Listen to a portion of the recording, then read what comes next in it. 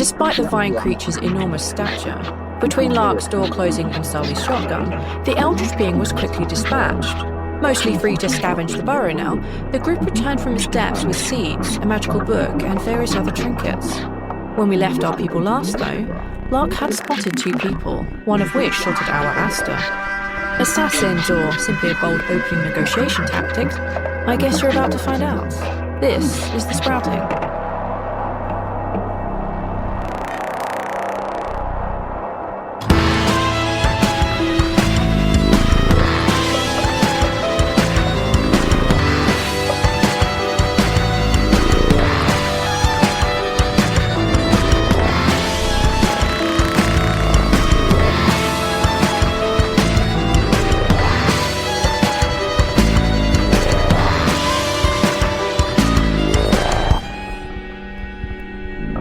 Chapter 1, The Meeting of Souls, Part 4.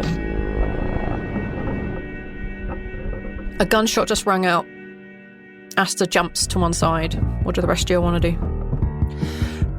Were there any car wreckages or anything else that would be possible to, shield us from fire? Yeah, absolutely. In this kind of I guess we would call it a parking lot outside the facility. There are definitely some broken down cars that have been left behind, so you could definitely find some sort of shelter or some sort of cover for sure. Yeah. Then Sully's gonna run for cover. I was standing right by Saluna. I think I grab her hand and try to drag her to cover. Oh yeah, she kind of instantly she'll go with you wherever that be. Yeah. But you can tell that she's looking out to where the girl is. The girl is in cover. Unless you knew she was there, you wouldn't aim at the thing and then shoot through the wall. But she is at least not seen, and you see her eyes jump open. She realizes that something's happened. She just stays perfectly still. I dive behind something also. Dark too. Yeah. I think for the 3 of you, it's definitely a having to spread out. You're not instantly in cover, and it's diving over, and you hear another gunshot go off. But this one also misses because dramatic flair. If you're wondering why I trade favors instead of magical books, this is probably a good reason why. This is more action than I usually see in a day. And if this book can save the world, you'll be bloody thanking us.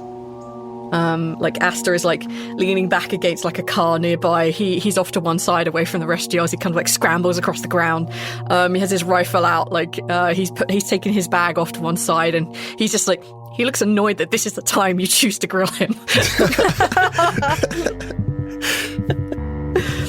Saluna basically doesn't really do anything on her turn in this initiative order. Mainly because she has melee weapons and not ranged weapons. She doesn't have anything else on her. I think the only one that has ranged weapons and can actually aim something is Sully. Let's say that Lark and Ralph are behind one car together, that Sully and Saluna are behind another car together, but a little distance away from you, and Aster is just kind of scrambled to a different car, so he's kind of off on his own, just reloading his gun and getting everything sorted out again, so you're all a little bit spread out. Okay, Sully, you'd be up next on the initiative tracker. What would you like to do? Is there any chance that Sully instinctively managed to count or estimate the difference between the bullet hitting the ground and the gunshot to be able to roughly know how long, how far away this should be?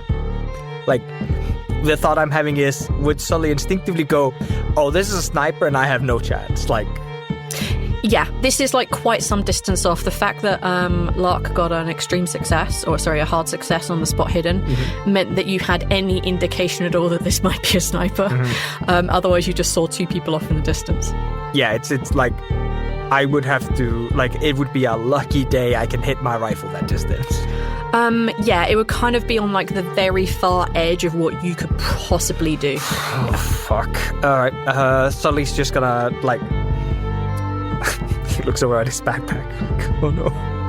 Does he dare shoot back up their backpack? Yeah, can we add for dramatic flair that your backpack is like still by the girl in the box? Yeah, there's definitely an element of that. Seluna's bag is over there as well. Asta has his bag next to him because he did actually put it on. I think that's fine.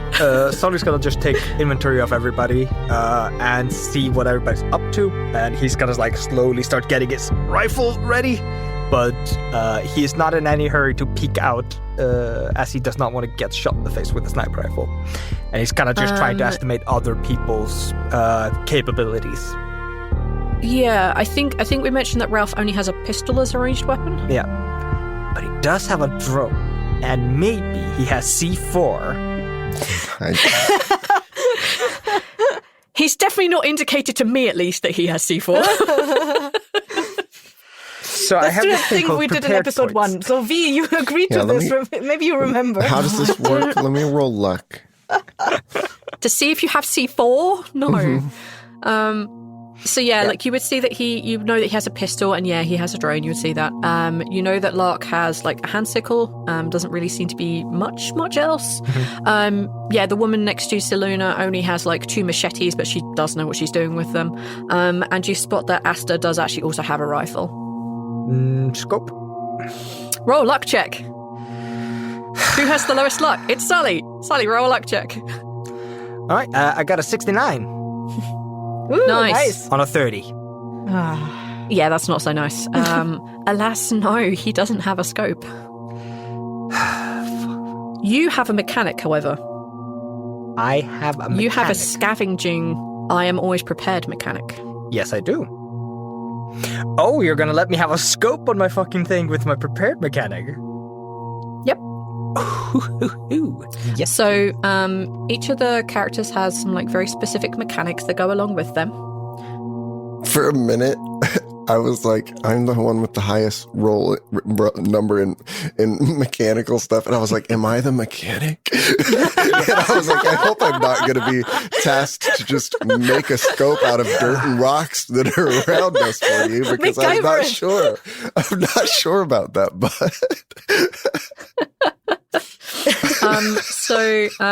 When Sully does any sort of like scavenging, and he wants to fill up like his, I'm always prepared, like a a prepared scout.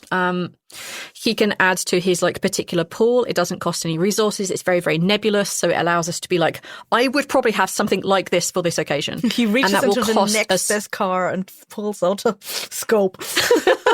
No, this is like specifically from his giant bag of stuff. So this would cost either 20, 40, or 60 resources. I think a scope, probably 20. Like you would probably find that fairly easy-ish. So I'm going to say that if you knock 20 off of your resources, which for you is 1 dash skill resources, I think. If you knock 20 off of that, you do have a scope, but it is in the front pocket of your bag. Oh, come on. You would not have it on you. It's in your bag. All your resources are in your bag. Bad You're luck. such a mean. You're such a mean. Hey, I don't make the... Wait a minute, I do. Sully's like leaning against the car. He's looking between people. He sees that nobody has anything that looks like a long-range weapon. It's just like... All right. He's like speaking loud enough that he assumes that the rest of the group can hear, but not that the snipers. Like, I'm assuming I would have to be yelling for that. Yeah, you could probably definitely speak quite loudly and it not hit the other end of the kind of like road that we're on. So you could definitely speak with authority. All right, I have a scope in my bag, but my bag is by the hurt woman. What's her name? Sully asks. Good question. Feyrana. Her name is Feyrana. Feyrana, can you hear me? Yes! Do you see my bag? She kind of like nudges it with her foot and nods. Pull it into the cabin thing you're in. You can see that she kind of like, she takes a deep breath and she does that kind of like lunge of like, this is as much energy as I've got. She kind of grabs it and pulls it back on her and she kind of like, you see her grit her teeth.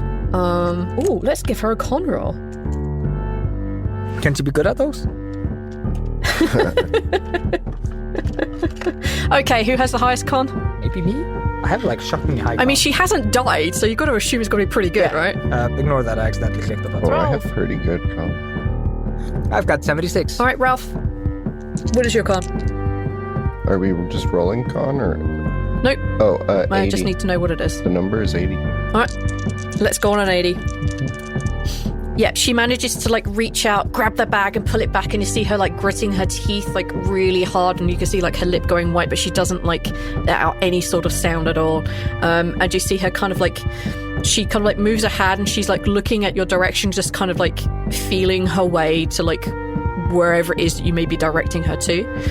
And very quickly she manages to like grab hold of the scope and like pull it out. All right. Aster, Yes? I'm going to count to 3. On 3, I need you to roll out and just take a couple of pot shots. You don't have to hit them. You just need to do enough that I can run to my scope. Ralph, can you help? I think 2 shots are going to be better for distraction than just 1. I can try. Should we not be backing up into the burrow? I think if we run to the burrow, we will be shot. They will know exactly where we're going. They can line up a shot and just end us. Yeah, and we're going to be trapped in there if we do that, mate. Are we going to be good on 3? Unless somebody has a different distraction method for me. Great. 1, 2, 3. And Aster kind of rolls out, ducks down, and starts to take shots in the general direction. Ralph, are you doing the same? Yeah, I'm gonna do that, and in order to make it look like I know what I'm doing and not blind firing, I'm gonna make my movement in this brief flash of energy. I'm gonna make some steps towards like a tree to hide behind off of the path, so that it seems like I'm going for the flank, even if I don't commit to it. Oh, yeah. Okay. Well, this is difficult because normally, like, lying is like a fast talk. It would just be a psychology roll from them. Like, do they spot what he's up to? Yeah, I think I prefer that interpretation because there's no talking involved here. This is ridiculous. Let the guns talk. Let the guns do the talking. Ralph, I'd like you to roll a pistol shot as an extreme success. Okay. Because that's what you would need to hit them or anywhere near them. Yeah, no, and we know it's very, very unlikely you're going to hit them, but there is still a small chance that you could. So yeah, do that, and we will allow you to like dodge across to like the chain link fence that has like a tree that's kind of growing really close and into it. So you could definitely like maneuver yourself so it looks like you're going for the flank and it looks like you're going to be able to get cover. So yeah, absolutely, go ahead, do that. Lark is just ducking behind a wheel and just covering their ears like all the gunshots going on. It wasn't even close to a normal success, so... That's okay. Your shot goes wide, as we all know it probably will. I'm going to have Aster also take an extreme check with his rifle. He is, as you notice when he's using it, Sully, he is definitely not good. He did manage to kill one of the thingies. Yeah, but that was in a cutscene. It was in a manipulated cutscene. I couldn't have you all die in literally the first 20 minutes. I've been there and it sucks. Yeah, you see Aster kind of roll out and he takes like 2 shots, but like they go completely wild as you expect, but it does give you some sort of cover, so you are definitely able to like run across to where you want to go and get the scope. So the intention is to run to the guard post thingy. And I don't know if this is going to make sense, but the description is, I know where they are. Uh-huh. So as long as I am behind the guard post, I should be able to cut a complete line of sight. And my intention is just to be like lying down in front of where the hurt lady is, whose name was said earlier and instantly forgot. Feyranya. Feyrana. It's like piranha, but with a fey. Yes, but it's Feyrana. Yeah. So if you imagine, like, this is Sully lying down, and this is the guard post, it completely blocks, like, the sight. And the intention is to... Okay, yes, so, like, the guard post is between you and those people. Yes. And Sully's going to take a couple of seconds of, like, reaching out, getting the scope, attaching it to his rifle, calibrating a little bit. Okay, that takes time, so I'm going to have them make a few shots. Yeah, Kessa. Can I, since we're hiding behind cars, they probably have mirrors, side mirrors. Can I try to adjust one of the side mirrors so I can look, like, it's probably somewhere over me, like, try to look behind and make sure that they are still there and that they're not, like, not there anymore? Yeah, because I think this idea is dope, like, you're able to, like, look around and look in, and for whatever fuck's sake, there is a car mirror that is not broke to shit, and you're able to, like, take it off the car, either, like, a side mirror, just, like, a good push, or, like, pull, like, the central one out. And, yeah, make a hard spot hidden for me, because it is quite difficult to do the angling and being able to actually see. It was difficult enough to see them when you're looking at them, but in a mirror, are different. Oh, that's a fail. Yeah, like you lift up a mirror and you kind of like angle it, but you just can't get enough of a good view. Maybe they've moved a little bit, or maybe they're just now really well hidden, or you just cannot get it in the right angle, but unfortunately you're not able to see exactly if they're still there or where they are. Gotta clean that mirror. Maybe it's like a little bit, I don't know, what's it when the mirrors are like faded or whatever? Like, clean it a little bit better. You know, that's a really good justification for a push roll if you want to do it. So you can push the roll, but there will be a consequence. So you can do like another roll on it. Yeah, let's do it. Do I do another hard one? No, I'll say we'll do this at a success because you're cleaning off the mirror. Yeah. Which is a good reason why it maybe, like, you already had a go, you roughly know where that is, you give it a good cleaning, like, okay, if I do it at this angle, I may have better go. If you miss, there will be, if you fail, there will be a minor consequence. Okay. 23. Hard success. Yeah, you get like a really good angle this time, and you get it to a point where there's like, it doesn't seem to be any like reflection off of your mirror, so you don't alert them that you're doing something like this. Can I not fucking and you're blind able them? to and you're able to see that the two people have like moved up to a slightly closer position, and you can see that, yeah, like there is a guy, a kind of a younger looking guy, who is like leaning on the hood of a car, and he has the weapon aimed, and he seems to be like popping up, readjusting his sights, popping down, popping up, readjusting his sights. But yeah, he's a little bit closer, and you could, with like some really good direction, tell Sully exactly where this guy is. They're not where they were before. They moved a little bit closer.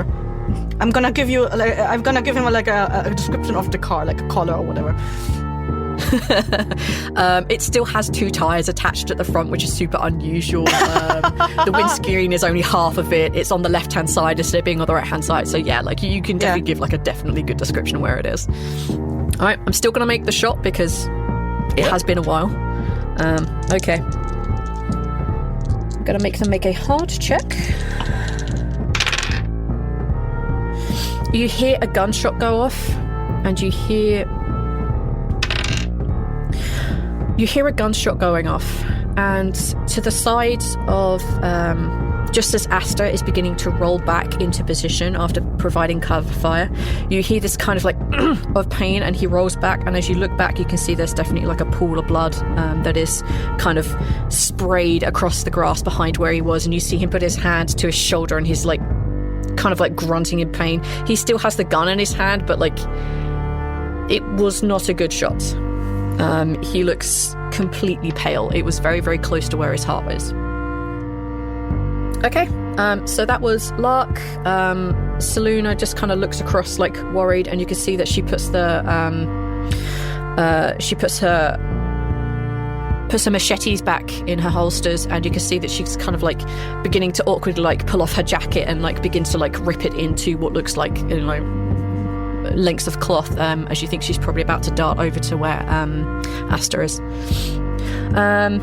Okay, Sully. Alright. You say that she's getting ready to start running?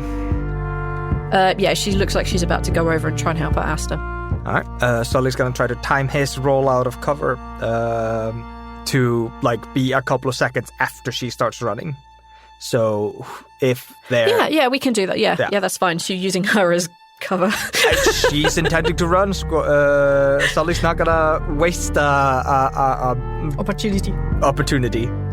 If she gets shot, he might be able to get the shot off too. So, okay, yeah, that's fine. All right, go ahead, and I think that with the because it would be a hard shot to take because of how far you weigh, the fact that this gun isn't really supposed to be used at quite such a range. You're kind of fitting a scope on it, which isn't 100% a perfect fit, but you somehow over the years managed to jiggle it to make it work. They're not exactly where you remember them being, but you are using extremely good directions from Lark, and you have a good feel from that gunshot that just went off. You may know roughly where they are. So yeah, I'm going to say this is going to be a normal roll. I think that's a fair exchange of I don't want to roll penalties or anything like that. I think this is as close as we're going to get to a standard shot. All right. So go ahead. There you go. That is a normal success. Dan, go ahead and roll your damage. 15 damage. Holy shit. What the fuck? I think I may have murdered somebody. Ooh. Yeah. I keep forgetting you only have 10 damage hit points or whatever. Yep, that's brutal. Yeah, so the way that it works in Cthulhu is if you take damage that is equal to or more than your maximum health, you are dead. You are dead. And yeah, Lark, as you're still kind of using this mirror, you see the pair of them that are kind of rushing across.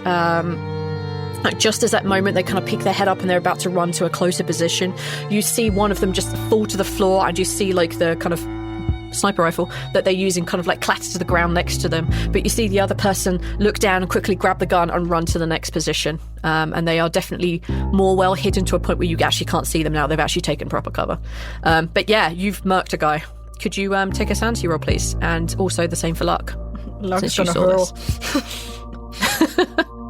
That's a fail. 58. A success. Okay, Lark, you take 1 point of damage. And Sully, you also only take 1 point of damage. Lucky day. Okay, Ralph, it's now your go. There is still a ways of distance between us, aren't there? Me and the one that's not been completely killed. Yeah, the one that hasn't been killed has definitely they're definitely alive. You definitely saw them almost very coldly grab the gun off the ground and run to another spot that's closer, but it's still phenomenally far away. Yeah, I'm gonna keep running up on him, shake him up, I guess. Psychology game, just make him seem like he has to aim at me first. When I am not the threat. I want to run up a little more, hide behind another tree, basically. Okay, I'll have them roll a psychology check, and then I'll just narrate what their actions are based on that. Is that okay? Yeah. I don't feel like I need to waste another ammo or anything, As long as it seems like I'm really making movement over there. Yeah. You're definitely able to shake the trees, kick the bushes, pebbles move around. You definitely make sure that the sun glints off of your gun occasionally. You're definitely able to make yourself noticed, but you don't know how they're reacting because they've taken a really good cover behind the car that they are. You see their face peek around in a direction opposite to where Sully is to see you trying to flank around them. You see them for the briefest moment, but it's not enough to gauge on whether they consider you a threat, but they definitely know that you're there. Okay. Asta. Don't bleed out, buddy. As Saluna rushes over, you can tell that he's basically fallen unconscious.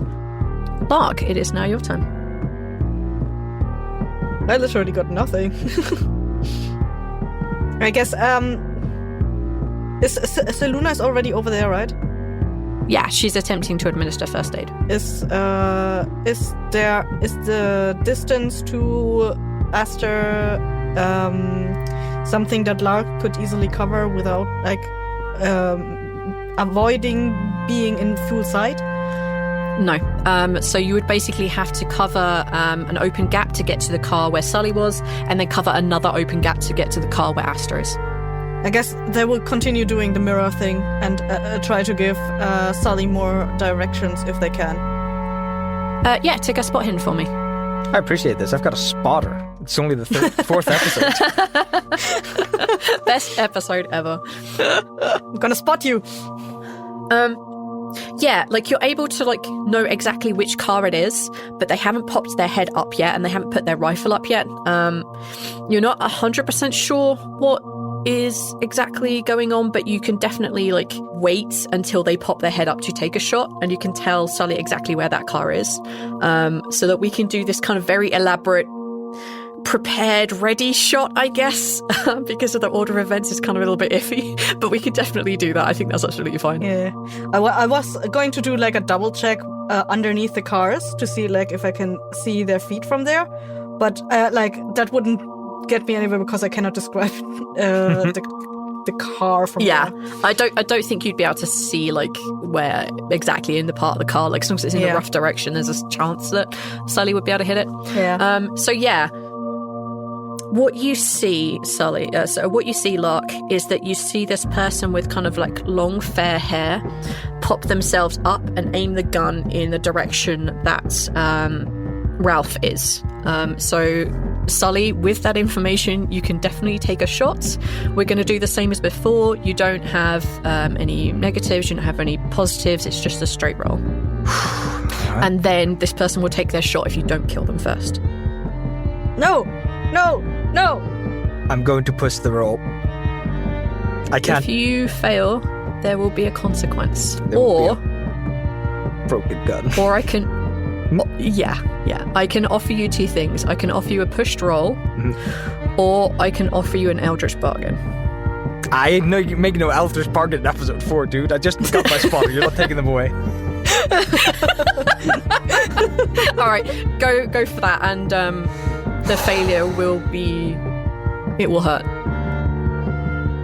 Oh, fucking thank Christ. That's a 66 on a 75, so that's a hit. All right, go for it and roll damage. Damn. Oh my! Maximum damage, 16. What you see, Ralph, is as this person with long fair hair like pops up and aims the gun in your direction, you basically just see this bullet pass through their neck, and you see them fall to the ground, and this bullet goes completely wide and up into the air as they still manage to pull the trigger. But they are super dead, and they are laying on the ground. I guess Lark would have seen that, so now that it's safe, they would go run over to where Asta is and try to help stabilize them. Yeah. As you rush over to Asta, he is laying on the ground and his eyes are open and unmoving. Him dead?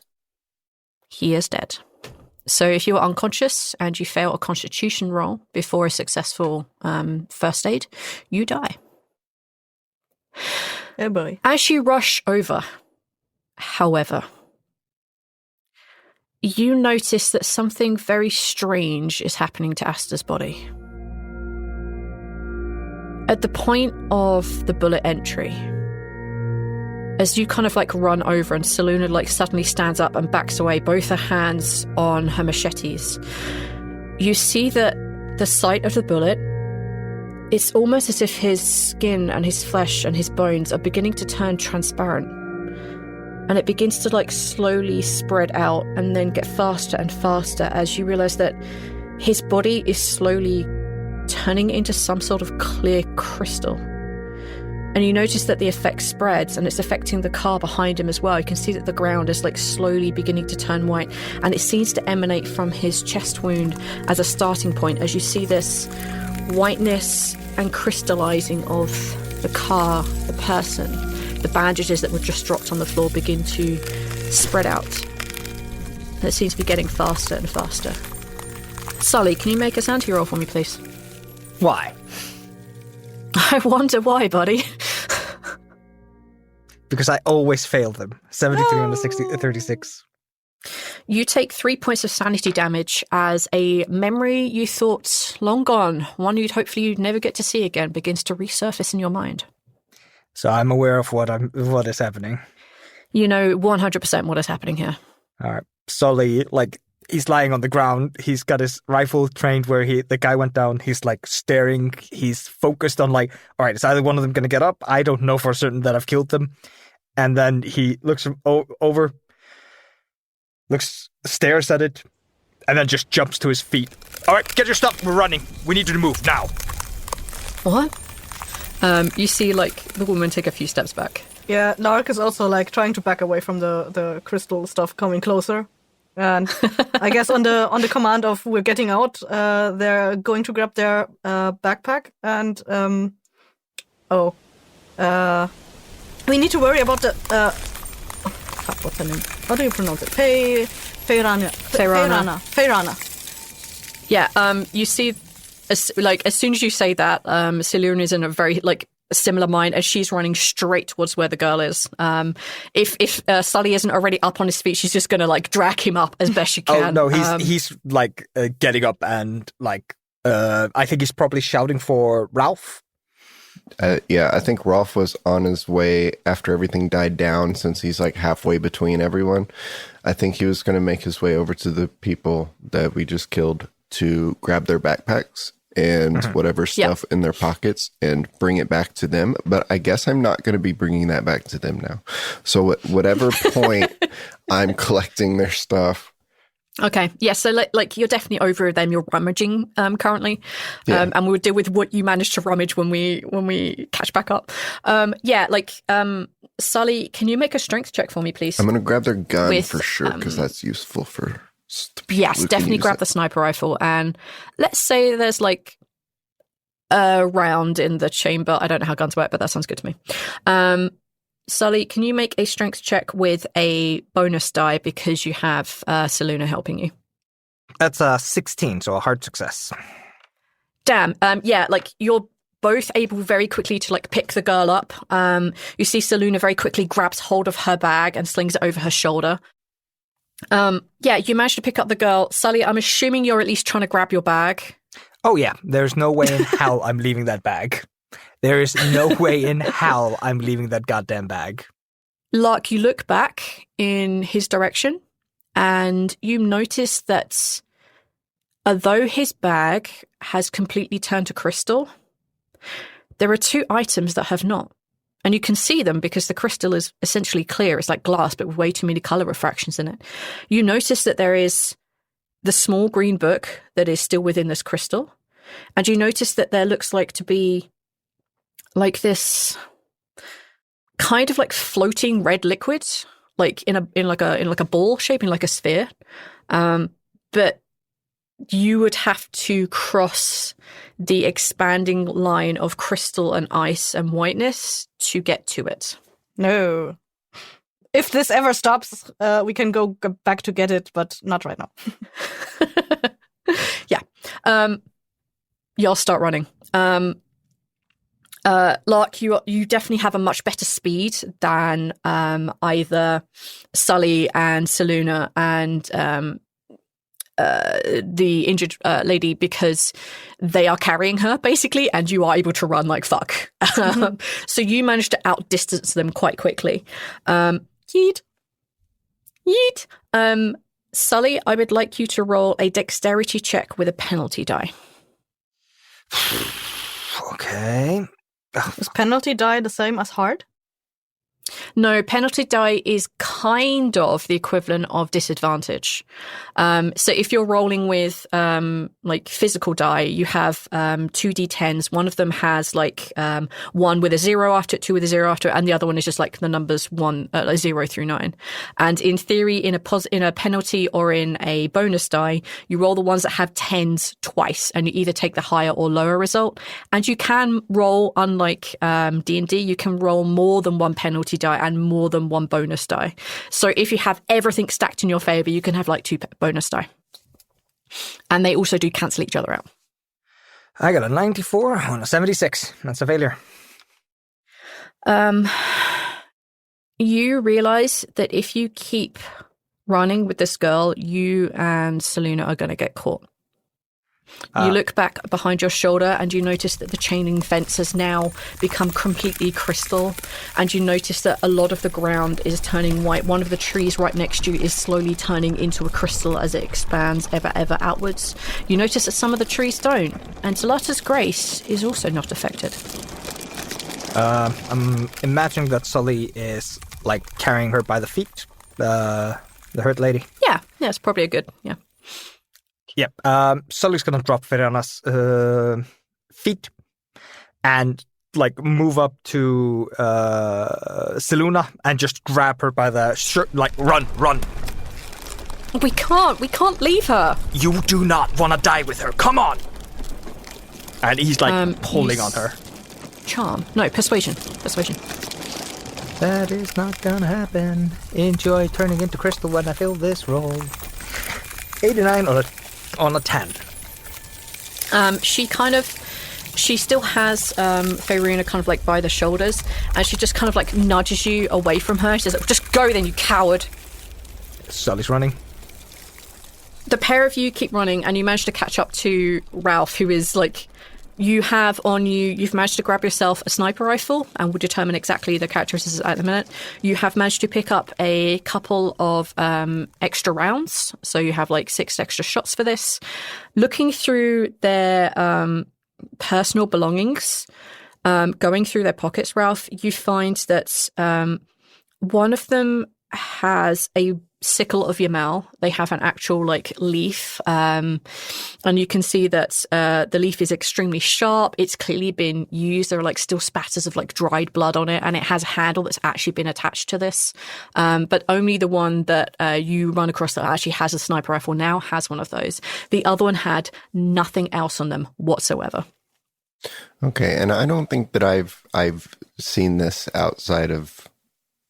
I mean, yes, but this is not a common. I have seen this before, no, to be clear. But yeah, like you would have seen sickles of Yelmel, like the actual plants, being used as a sickle.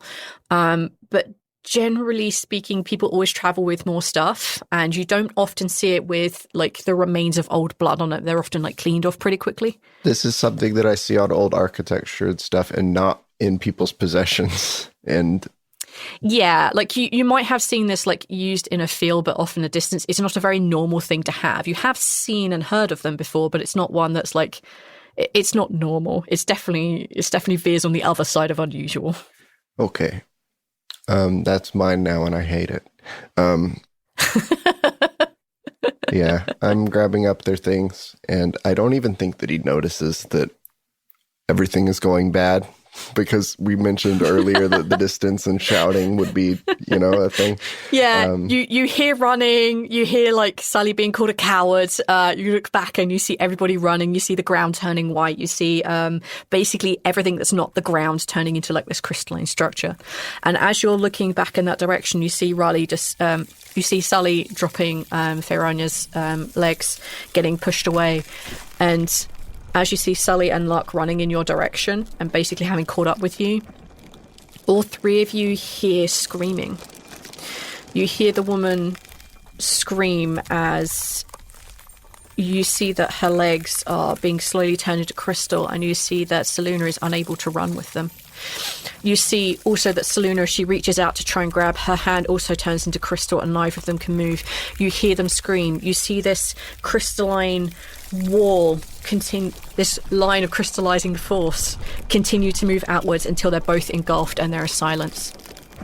What do the three of you do? I would like the three of you to make sanity rolls, please. Chill on the sanity rolls. Success. No, this is some freaky shit. This is the bread and butter of Cthulhu. Well, I failed. Fail. Luck? I succeeded. Great. Lark, you take 2 points of sanity damage. 2. Yep. And Ralph and Sully, you take 4 points of sanity damage. As you see these two women be overtaken by crystalline. Could I have one of you, and I don't really mind who, take a spot hidden for me? I know both of you have better than me, so... Yeah, I don't think... And you're busy running. Mine's at 50. I think Cassie beats me. Oh, I just made it. Oh, really? I thought yours was more. Oof. Just meeting it, you can tell that the speed in which the crystallizing force seems to be now like evening out. So it's not getting faster. It's not getting slower, but it's not getting any faster now. And you think that you could definitely keep running at this pace for a while and it not catch up to you. You might be able to gain a little bit distance. You might be a little faster than some other people here. Who knows? But you'll definitely be able to keep this at pace and possibly outpace it for a little while.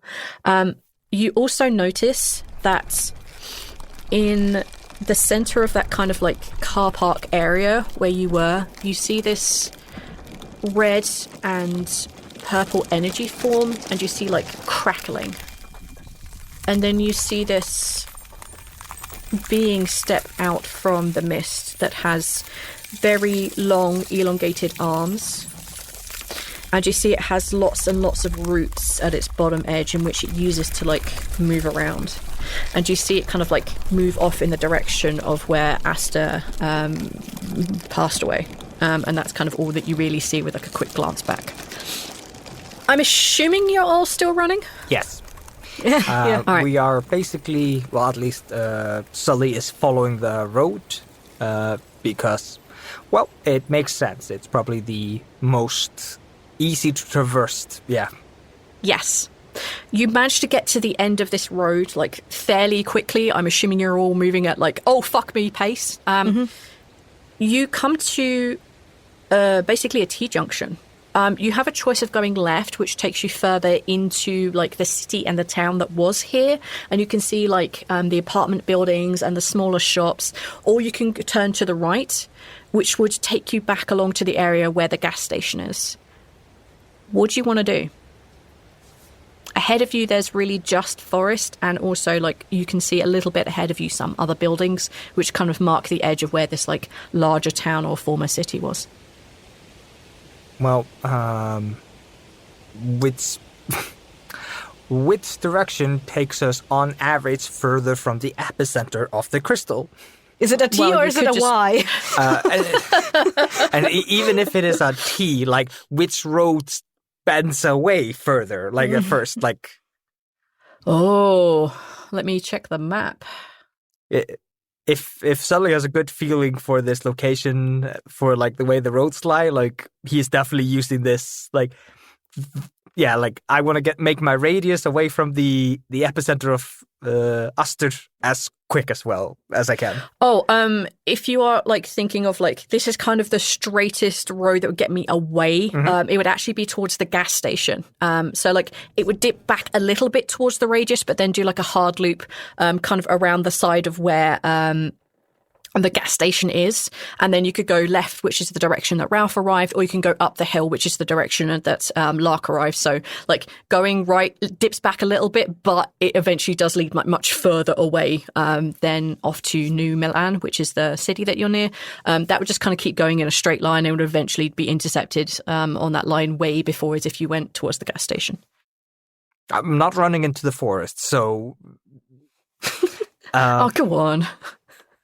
I have no strong feeling, guys. Like, I'm putting this to the table. Do you guys want to go visit the city? Or do you want to go visit? It sounded like gas station was further away. Yeah, it does go closer, but eventually it gives us a better chance. Yeah, there's like a little loop back, but then, yeah, like if you manage to outrun it, then that's the direction you want to keep running. Gas station. Yeah. You guys turn right towards the gas station. You run and you run. And what was formerly like a 30-minute walk has like turned into something like an 12-minute run at the most. It is definitely exhausting, but running for a long period of time, if you've been outside at all in the sprouting, is something you have to do. So yeah, like you keep running and you keep running. Does anybody look back at all? Nope. Occasionally. Okay. It did get a little bit slower, so...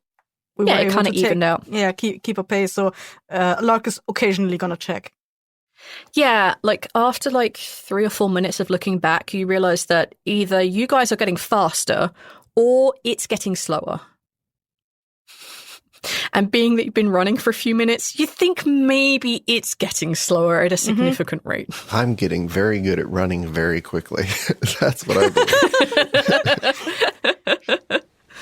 Do you think this would stop at all? Sully, just through heaving breaths, just like says, "It will, but we have to keep moving." I think it's getting slower. Or we're gaining a lot of distance. Keep moving. Once it stops, we can stop. Okay. You guys make it to the gas station. When with another look back, Lark, you realise that kind of as you look back and then you look back again, like, wait, did I just see what I thought I saw? You see a tree that has been half crystallised. And when you look back for the second time, it's still only half crystallised, and you kind of slow down a little bit and actually have an almost proper look, and it looks like the edge of this crystallising has stopped. You're probably like 2 minutes run from the gas station now. I think it stopped. And It's not coming any closer. with that, Sully's kind of like, he does that thing where you run across the finishing line where like you still have just momentum, collapse. but you're like, no, it's not the collapse. It's the, you still have momentum, but you're like, your legs are like done. You know what I mean? It's the, it's just like, The top half goes floppy, but the bottom half is still like going. yeah, it just slowly stops. I crash with all of my and the people we killed's belongings. They just kind of fall in front of me. Meta-wise, good job.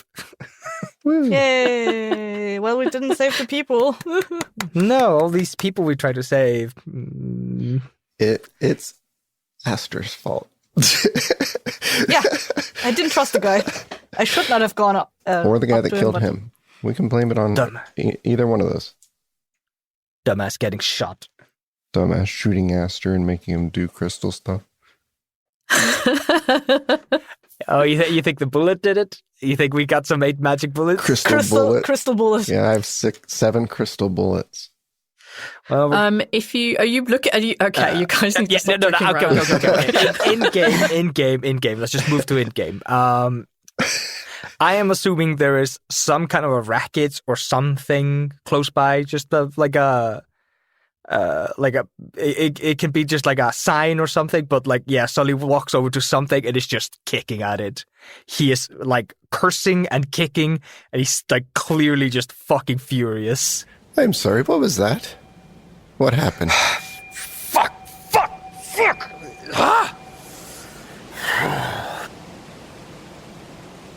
Ah! Lark did not expect that outburst of rage there, so they're just, I think, finding a place like a little corner where they can retreat to, and Yeah, less of a corner, more a step a little bit further back along the road. gain some distance. 5 people dead. No, 11 people dead. Fuck. You only killed 2 of them. Yeah, but bandits don't really count, but... Oh, that was so bad. Oh, that stupid bitch. Oh, I could have saved her. What was that? When Aster got shot, he started turning into crystal, and then everything around him turned into crystal. Yeah, that's cult shit. It's fucking sickle of you, Mel. I don't know what, I don't know how, but I've seen them do it before. And it looked nothing like this. Ralph pulls out the sickle thing that he picked up from one of the people and just is looking at it, kind of confused. And Lark hides their sickle. Not mine. Now you pull it out and actually have like a proper time to actually look at it. You can see that on the handle there appears to be carved like 3 faces.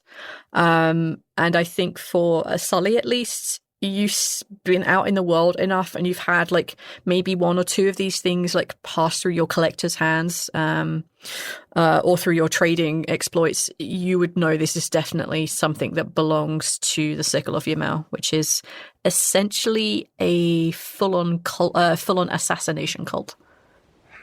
Yeah, that's Aster pissed off the wrong people because the Sickle was after him. Or were they after us? I don't know. God, I hope they're not after us. How do you know if they're after you? They did this to him. Aster didn't do the crystal stuff. Is that what you're saying?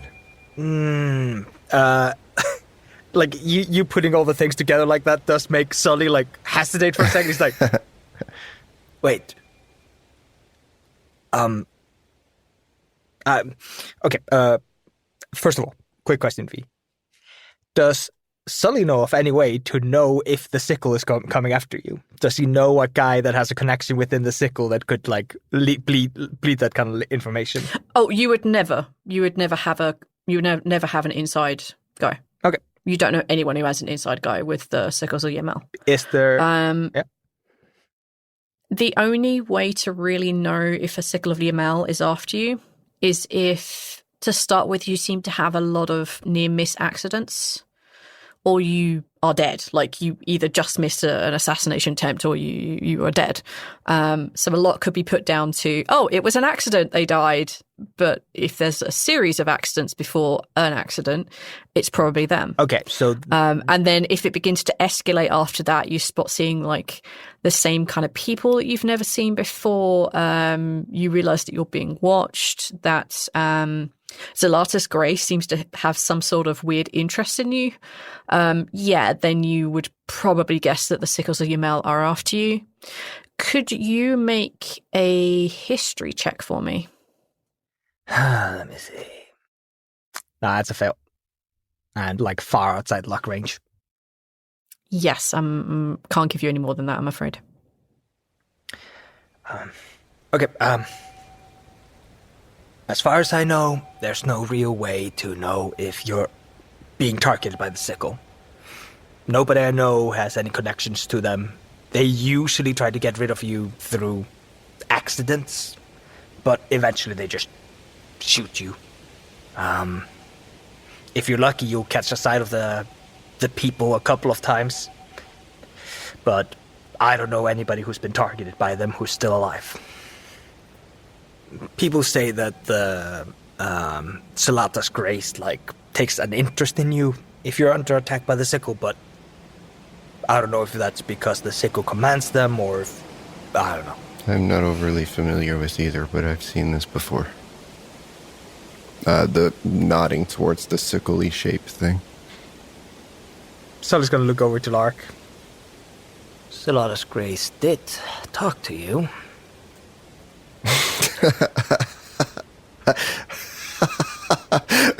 The creatures tried to kill you. All right, let's look for clues. And Rolf will dump out whatever backpack or whatever he managed to get from them. And go through the rest of what he has of their possessions that he managed to get. Yeah, you managed to pick up 6 extra shots for the sniper rifle.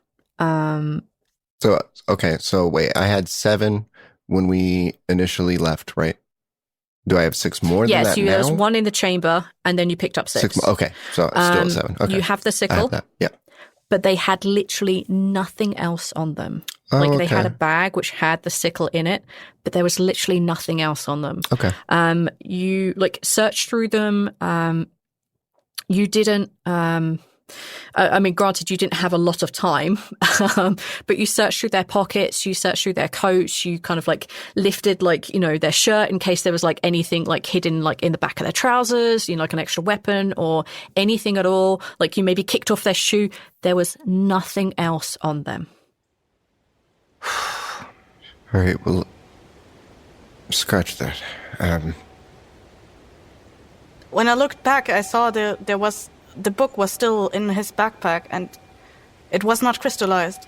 And there was another thing in there, something red.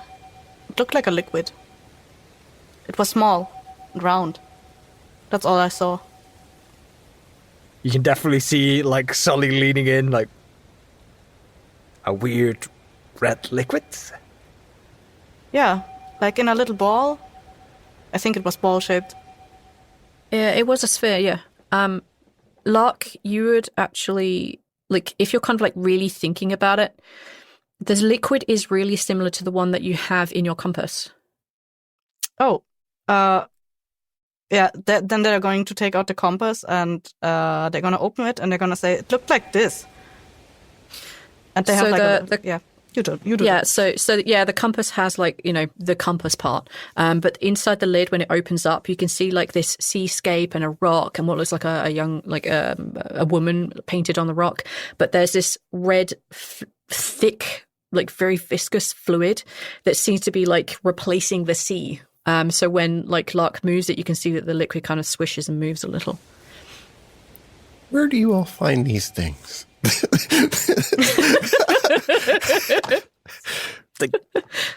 V? Yeah. Do I know? Or is this something that what this liquid is? I'm looking for the thing for my brother. Yes. So yeah, you know what the fluid for Carrack particles are suspended in?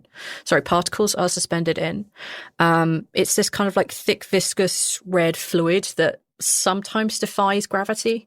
Like, you've seen it here and there. It's supposed to have, like, little flakes of what looks like light that seems to move and shimmer. And apparently if you stare at it deep enough, like, there are shapes that can form in this. But you yourself have never actually seen those particles. You've never actually seen those little glimmers of light or any of the shapes. It's just you've either not stared at it long enough or you think that it's a crock of shit. Like, any options you have, even if you really want to, you have never seen it. But the liquid that is inside Lark's compass very closely matches that description. Have I seen these liquids before? Yeah. All right. But you would have only ever seen them in like small doses, or you would have seen them in like under like laboratory conditions, like Revan would have used when he had some. All right. Yeah, Sully's like kind of leaning in, and he's like, "May I see that?" Lark is going to like hold it up to you, but they're not giving it to you. All right. Sully's gonna stare into the red liquid. Does it stare back? Take a power check. What do you mean, take a power check? Can you ask me to take a normal... Oh, I'm sorry. Would you like me to rephrase it? Can you take a power save? Power save? Oh, no, I horribly flopped that. 93 on a 40. You don't see anything. You just see the liquid slosh and move. East, I thought you said...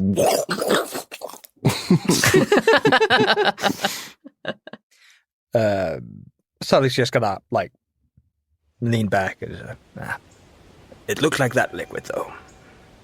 Yeah, I think so. I only had a quick glance at it, but it looked almost exactly like this. We can't touch the crystal. As far as I know, it's deadly. And it stays deadly. Y'all can take a spot hidden. Can we just throw a rock at it? At the area? Oh! 45, that's a success. Fail. Clearly, Lark's younger eyes and ears are much more attuned to this shit than either of you. As Sully is saying this with, like, quite a lot of authority, you look over and you notice, like, what looks like what looks like a squirrel just kind of, like, run down a tree, run across the line, and run up the other tree that has been fully crystallized. It doesn't seem to be affected at all. But you do see other creatures that have been caught in the crystallization, and they are crystal. But they probably got crystallized while the effect was still reaching out. Yes. I see a small animal over there. It's running around on the crystal. It's really hard for you two to see. Like, you're just old man eyes are just not cutting it. You can test this really easily. We can just throw a rock into the area, right? I would personally not risk my life on that, but you say you see an animal in there? Yeah. There was the fluffy one with a bushy tail. Dog? Badger? Yeah, a dog. But smaller. A small dog. A tree dog. Tree dog? Tree chihuahua? Do you mean bear? Alright, sorry, we're being silly. Fuck.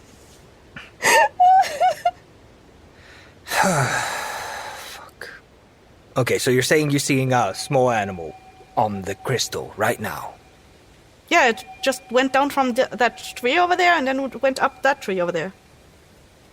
So I'm just gonna... That's when you see it like run across the road, because I can't be dealing with this anymore. You see it like run across the road and go up another tree on the other side. See, a small dog. Fluffy dog. Tree dog. V? Yeah. Didn't Roland say that this shit stayed poisonous to me? I asked, when will it be safe to pass? And he said never. Oh, right, no, yeah. He said never, correct. Yeah, okay, thank you. Sorry, I'm like... Fucking double gaslighting Because me. I know the truth, and I know what he has learned since all of your backstories, and I know what he does now. I'm like, no, he would have told you the truth. Wait, did he? Yeah, he did tell you the truth at the time. Yeah. Just because he says something doesn't mean he knows it any better. He said it with authority. Yes, Sully. Just for funsies, Lark is throwing a rock into the area. Oh, yeah, like it bounces over the line and like skids along, and you definitely see the squirrel kind of like start and like skitter away further into the crystals until you can't see anything. The rock is unchanged. Bye, tree dog. Sully looks between the two of you, seeming to be contemplating something. Which of the two will I send in there?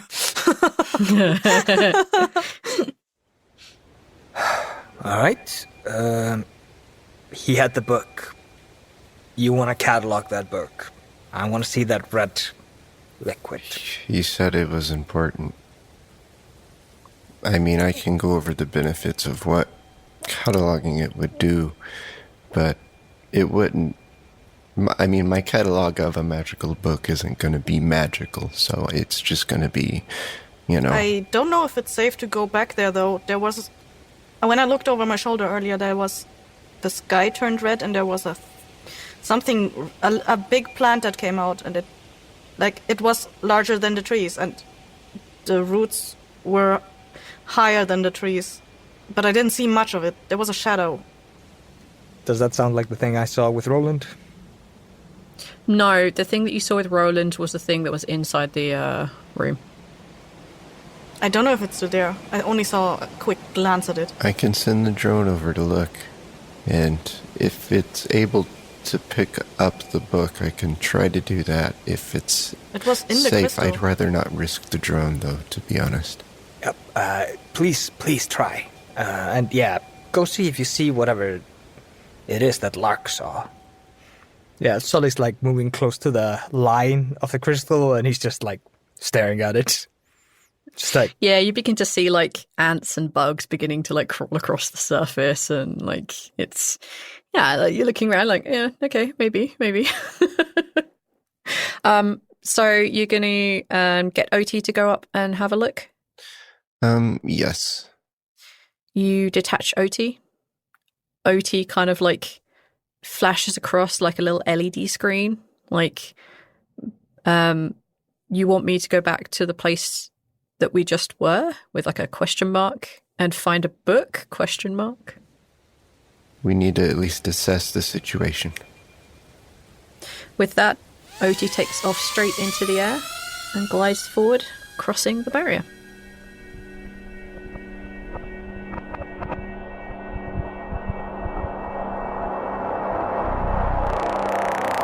Footnote: Sully at Pytea.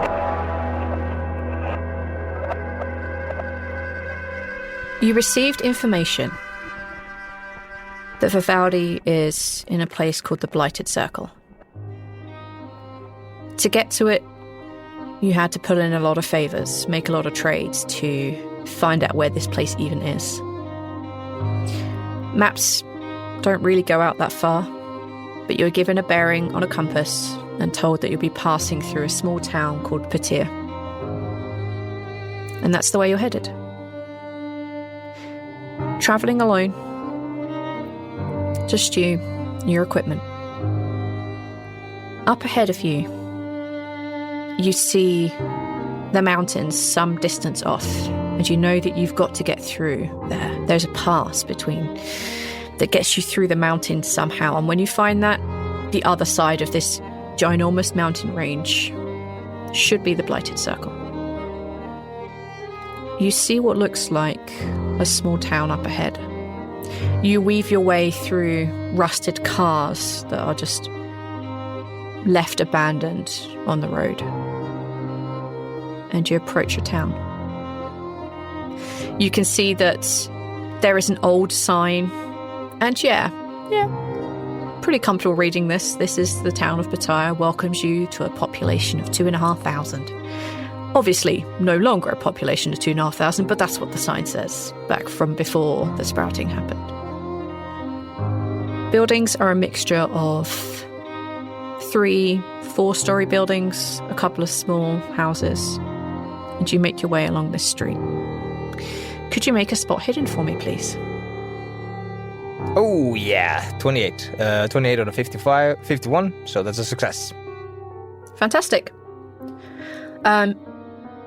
You notice that as you begin to make your way through this town, you hear the sounds of ticking far off in the distance, and it's probably a plant, but it's some distance off and going in the wrong direction. You can just hear that. And you're very carefully watching out for signs of plants and creatures that should not be, or in fact, even people. This town is oddly deserted from what you were expected, what you were prepared for. Some people, but there seems to be no one. And you notice that on the sides of the buildings, have been spray painted, which is not unusual. Graffiti is not an unusual thing. But you see these symbols repeating more frequently than they're just random graffiti. You see what looks like semicircles or sickles with a little shape hanging off of one of the points, and they're usually either blue or purple in colour. You also notice on your spot hidden that there is a sign for a campground up ahead. It's that little triangle shape with a little person inside it that says campground. And from what you had heard about this town, that's where most of the people had congregated that were living here in this town. At least those who survive it anyway. Either at the campground or in the main building at the campground. Mm-hmm. The sun is beginning to set, quite rapidly at this time of year, and it has that fine drizzle in the air. It's just kind of dark and it's really kind of damp, and it's that drizzle that if you stay out much longer, you're probably going to get saturated to the skin. Yeah. That's what you spot as you look around. I think Sully is looking over the graffiti. Has he seen this symbol before? Or yes. You've seen this weird sickle symbol before. You've seen leaves that have exactly the same shape, and you know that they're always super sharp and kind of dangerous, and you have used those leaves as weapons on the odd occasion that you've had to. But you also know that this kind of weird symbol that has something like a shape or a drip coming from one of its points, you know that's often the mark of a cult. Yeah, I was gonna say, I think Sully's looking at it just going fucking cultists. Yeah, it doesn't necessarily mean that they are awful people. You've come across folks who've had magic, and it's, they're kind of okay-ish, but they're very insular. They kind of keep to themselves. Yeah, no, I think Sully just doesn't like cultists because they are innately resistant to change. They have found a weird way that they're going to live their lives, and they refuse to build walls that are needed or dig a well. They're no, we have magic. We can do these things ourselves. And it's no, you need to hoard some fucking medicinal herbs. And it's no, we got magic. It's it's not going to work always. So, no, Sully just doesn't like cultists in general. And what did you say the name of the town was? Pt.4? Pt.4. And I think Sully like puts in his head like, Pt.4 may be worth scavenging at some point. Seems like the cultists have kept most people out, but it doesn't look like they've done a lot of work, so this place may be worth returning to. And it's just a little mental note. Yeah, that's probably fairly accurate. Yeah. And he's going to start heading towards the campgrounds. I think Sully moves with the stride of a man with a purpose. Doesn't waste a lot of time, and I'm imagining he's traveling with how do I phrase this? He's traveling with a backpack that would make many people jealous. It's like a one of those backpacks with like structural beams in them, and it's clearly it used to be filled to the brim until he had to trade away like a bunch of shit to get the information he needed. But like it is one of those like this is an industrial fucking backpack. This is not something you find lying around. This is like for like cross country hiking. And he's just moving like with purpose. It doesn't make almost any noise when he moves, aside from like fabric rubbing together. Everything's tied down properly. And he's going to start towards the camping ground. Yeah. You make your way over towards where the camping ground is. You follow the little signs, and you find that kind of in the middle of this concrete town that is covered in vines and plants. And you do quite often see the blue vine and purple leafed plant around a lot, but that's just usually an indication of something weird up ahead. And you would know this as just a marker to yourself, like, yeah, Zalata's Grace usually means there's some sort of weird happening in this area. It's got cultists, but you don't to be expected. Yeah, exactly. It kind of goes hand in hand with like, yeah, it's a warning. It could also be a blessing. Like there's weird ahead. Take what you mean from it. So yeah, you kind of see that around. And as you approach the area where it's cleared out, you see a building in the middle of some cleared area. You can see the grass has grown quite high. But what you really spot is on top of this building that's in the middle of the campground. It's a one-story building. You would know from experience that quite often in these campgrounds, there are these like central hub buildings that have like facilities and places to eat and cook and all that good stuff. If you can get power to it and if there's water running, which is just not a thing anymore. You notice that on top of this building, there appears to be 20, 30 people in this rain. And they are standing on top of the building in what looks like a couple of circles. You can see that each of them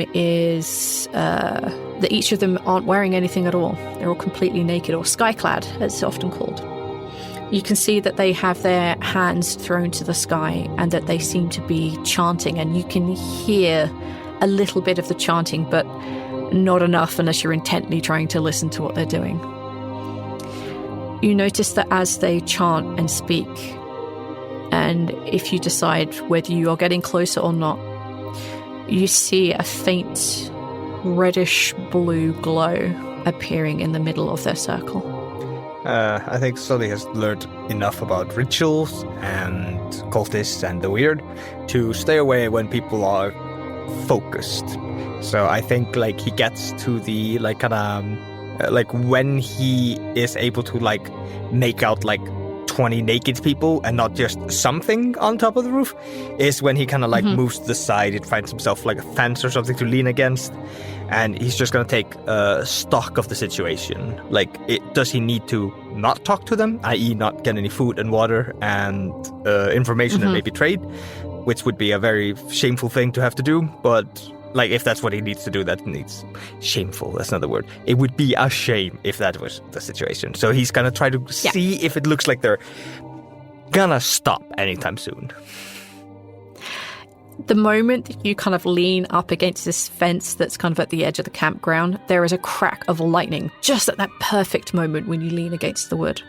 And it strikes in the very center of this glow that they had been creating. You hear, more accurately, one man screaming at the edge. You can see that he suddenly turns, runs to the edge of the roof, grabs something, throw it over his head, and just jump and yeet himself off the side of this building. And he runs. He runs in the other direction, and you see another person. You see that he too just begins to freak out as this glow becomes brighter and bigger, and you see this large grey root coming through this glow at exactly the point where the lightning struck. And you hear some of them yelling and screaming at the non-believers to return. But the other man also too jumps off the roof and runs. He doesn't even bother collecting a robe. This dark grey root that comes through gets bigger and bigger. And then the light dims and there is this large grey thing that slowly begins to morph and change. It gets bigger and taller. It creates what looks like two very large legs, a torso, very, very wide, arms that are long and thick like tree trunks. And you see this head shape forming, and even from such a distance you could probably tell this thing is like maybe 20 foot tall. It is massive. But what strikes you, other than the crazy thing that you have just seen, is that its face is like a mirror.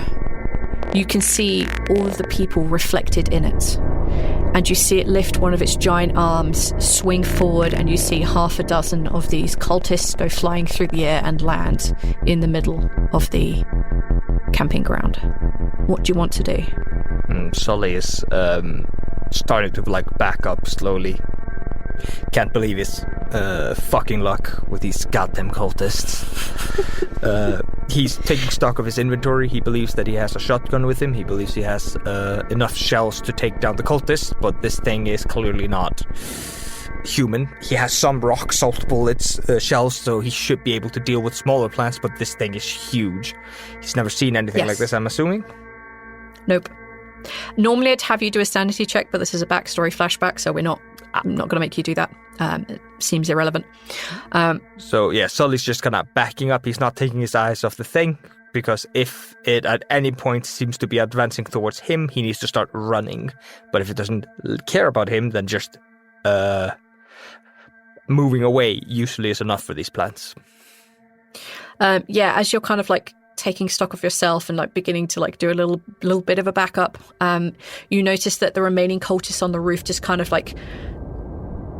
spread out to create a new circle, and they link hands, and you hear the chanting begin once again. You see a giant arm of this creature just lift and begin to slam down, but the second it hits the ground, and you see some of them jump up in the air just literally through bounce, the ceiling collapses underneath them all and they just fall through the building.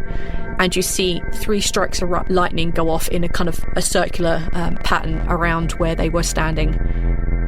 And then you notice that the walls and the roof that remains are slowly turning transparent. That they're slowly turning into this transparentness, and you can see inside the building as the walls begin to turn transparent and see-through, and you can see that there are see-through beings and creatures. Oh, no, they're people, but they seem to be no longer moving. They're not screaming, they're not twisting, they're not shouting. You can't hear anything. The only thing you can see through this transparent mess ahead of you is that giant creature finally standing up and kind of looking around at where the people had run and where the people had fallen. And this transparentness continues out across the ground, except now it's this kind of white frosty colour that slowly begins to creep out from the building. If the creature seems to be looking for people, I think Sully takes the hint to try to duck behind literally anything to not be noticeable. He probably takes his backpack off himself, knowing that abandoning the backpack is better than dying. Yeah. Could you take a stealth check for me, please? Yes. I don't believe I'm good at those. I hope you're not. Hey. Nope, that's 86 for not 20, so a complete failure. Ooh, you try to hide behind the fence, the wood thing that you were leaning on. It just those little wooden stakes in the ground with a little bit linking between them. That there's nowhere for you to hide, and as you kind of look around, you look back, you see that the creature is kind of stepping over the edge of the building as it's standing up properly, and it begins to look around and it spots the cultists that had been thrown off the roof, and you can hear them screaming and crying as they're trying to crawl away, and you see it spots them and it spots you, and it takes a few steps between you, and it decides to go for the horde that is laying on the ground. But you notice this whiteness that is spreading across the ground. When it touches an object that isn't nature-based, it turns them transparent. Old cars, old tents go transparent, people go transparent, but the ground itself is turning white. And as you see this creature making its way over to the others, you see this whiteness on the ground finally touch the leg of one of the cultists. You hear them screaming, long and protracted, as their entire body goes completely transparent, and then they stop moving completely. And the whiteness keeps spreading on the ground. I think Sully's booking it at this point. Smart. You turn on your heel and you run back through the town as fast as you can. Are you looking over your shoulder? Has to. If you don't know what's chasing you, you can't dodge it. As you look back over your shoulder, you see this giant creature with the mirror face begin to pick up the transparent things and throw them back in the pile towards where the rest of them are, into where that building is, and very neatly throws them. You see that it's kind of like looking around, but I'm going to say you do manage to like maybe dodge its gaze as you see it looking around, and it begins to tramp off in a slightly different direction. But the whiteness on the ground continues to spread, and you realise you don't know if you can outrun this. What do you want to do? I think the weird transparency is going to catch up with me. You have a strong feeling that it may catch up to you if you're not careful. Am I running up a road? Yes. Sully's going to keep running, but as soon as he passes a car, he's going to chuck his backpack into the car, make a mental note where that car is, and then he's going to keep sprinting. But this time he's not like running, he is like abandon all hope running kind of thing.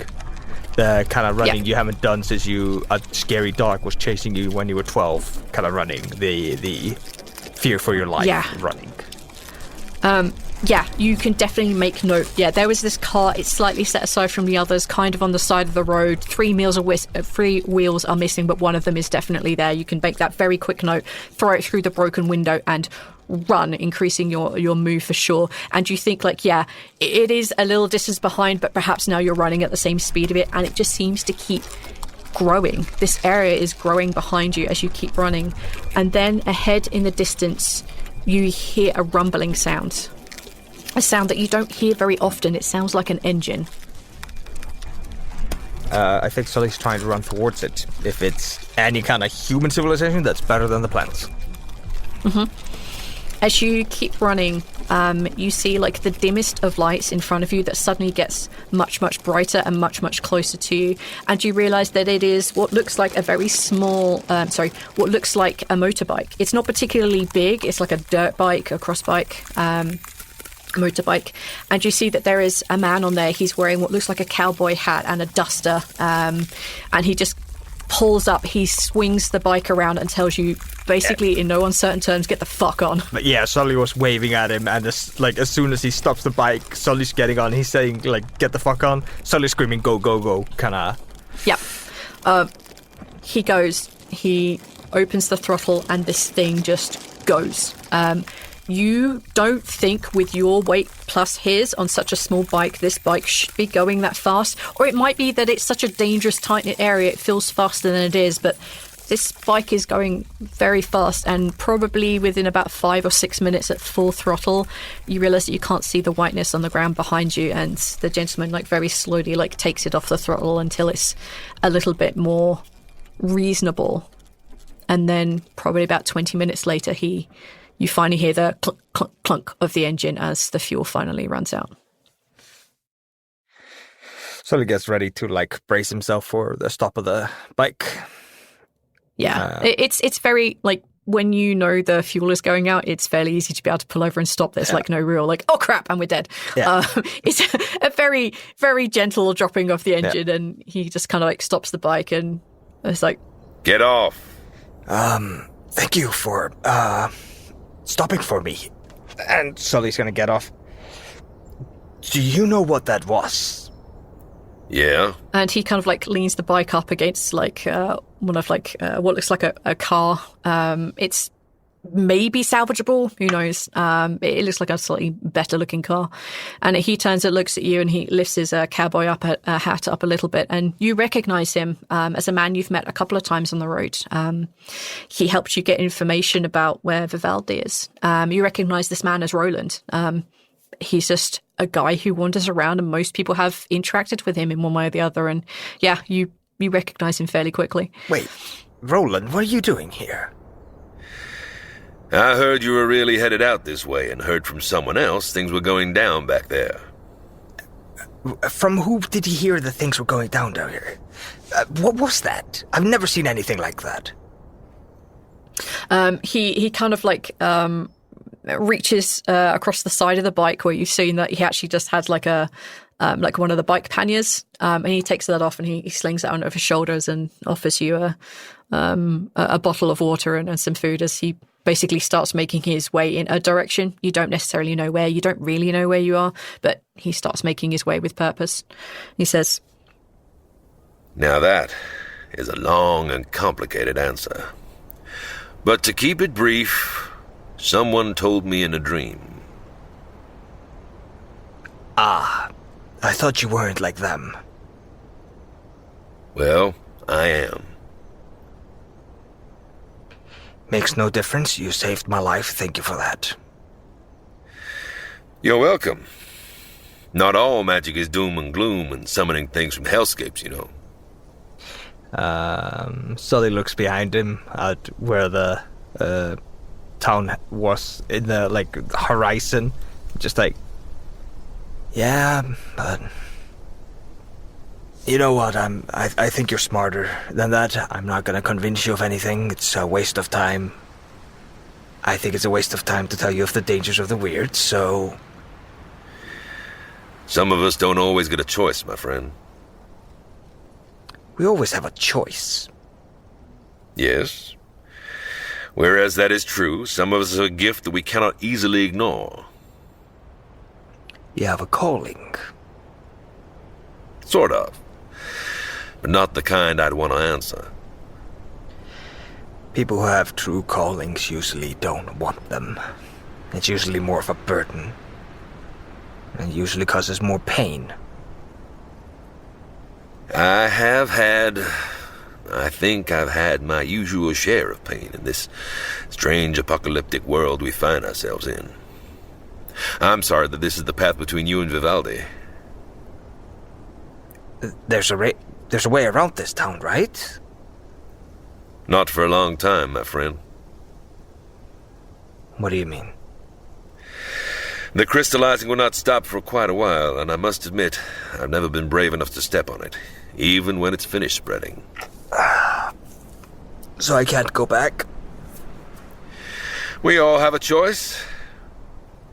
But for your sake, I would not. Perhaps you're braver than I, and you're willing to cross when it finishes spreading. But that is a choice you have to make. But while it spreads, we aren't fast enough to get around it. How far is it gonna spread? Depends on how many sacrifices. 20 to 30. Lots more than the information I got. That's how many people were there. How many people were a sacrifice? Maybe one. I heard 4 lightnings. I admit I do not know how the ritual works. Good. Sully starts like patting himself down, like taking stock of what he actually has in his pockets and what he has on him. How far away from the next town are we? 3 to 4 days hike. Do you have food and drink for both of us, or do I need to hunt? He smiles, and he finishes drinking his water. He reaches over and takes yours, and you hear him mutter a few words, and you see his water bottle fill up to the same level as yours and return your water back to you. Not all magic is bad, my friend. I have enough for us both.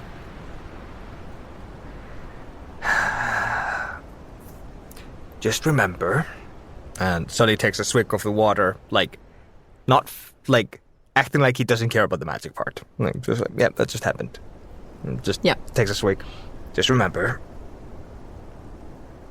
medicine is good for you when you're sick. Of course. We should keep moving. At least tonight, if we can find another bike or vehicle, that'd be good. I did not see any on my admittedly rash decisions come after you. Yes, I was about to ask, why did you come from me? I'm not angry, more confused that you chose, so. Most people have a hard enough time keeping themselves alive. They don't, And Sully looks back at the bike. Magic a vehicle into existence. He's studying him for, reactions. He smiles and, you see him readjust his cowboy hat and he says, I have magic, but nothing like that. I know people who care about your continued existence. People who are a little bit like me, although I don't think they quite know it.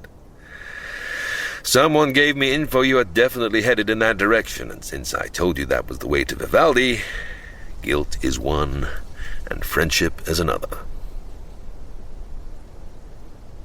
I'm a single human being. We die by the hundreds every day. You helping me get to my grave would not have been your fault, but I appreciate it nonetheless. What group are you part of?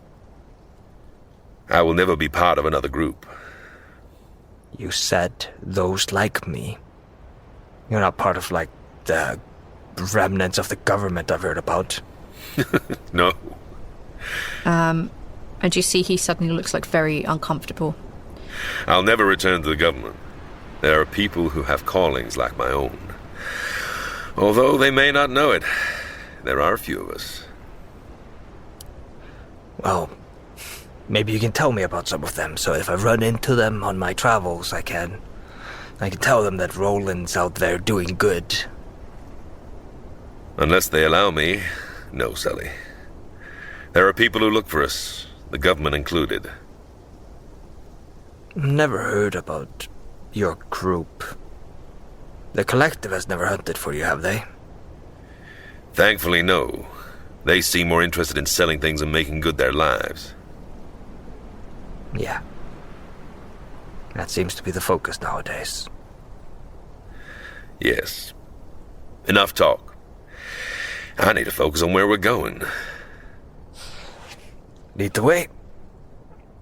I won't be a burden on you longer than it takes to get to the town. I thank you, and I'm sorry I have nothing to give you in return, but one day when you meet me, I'll have something in my backpack for you. One day, I'll take you up on that offer. Sully's looking behind himself, thinking oh fuck, everything I had was in that goddamn backpack. Hi everyone, it's V here. Thank you so much for listening to this episode of The Sprouting. I think there's a few things that have been going on and a few things I can't really talk about right now, but I'm really excited for you guys to listen to the outcome of what's going on here. There's definitely things that they're discovering, and I'm very excited to be able to share that with them and with you guys, with the world. I want to say a big thank you to, first of all, we're going to start with our patrons. Continuing the, hey, thank you for helping us pull 70 plus names in the creation of this world. We're grouping everybody who's helped so far in the background somewhere in a little thank you section, and this is this bit. So I want to say thank you to Peregrine for the names November, Vassar's Tears, Gumpendorf and Reves, to Piverwind for the name Zalata, Ratstring for the name Ulim and Hakabath, to Renee Trop for the name Arenda, and Rickovitz for the name Saltthane, and a huge thank you to Chaos Brain Kathy for the name we pulled in this episode, which was Faye Rana, so thank you all so much for that. Other than that, if you want to help the show out, just go tell people. We're still really new. Any of those things that will help people discover us, mostly it's you guys telling other people about our show. So if you could do that, we'd be eternally grateful. I think that's it. Have a good couple of days, weeks, months, and we'll see you next episode. Bye.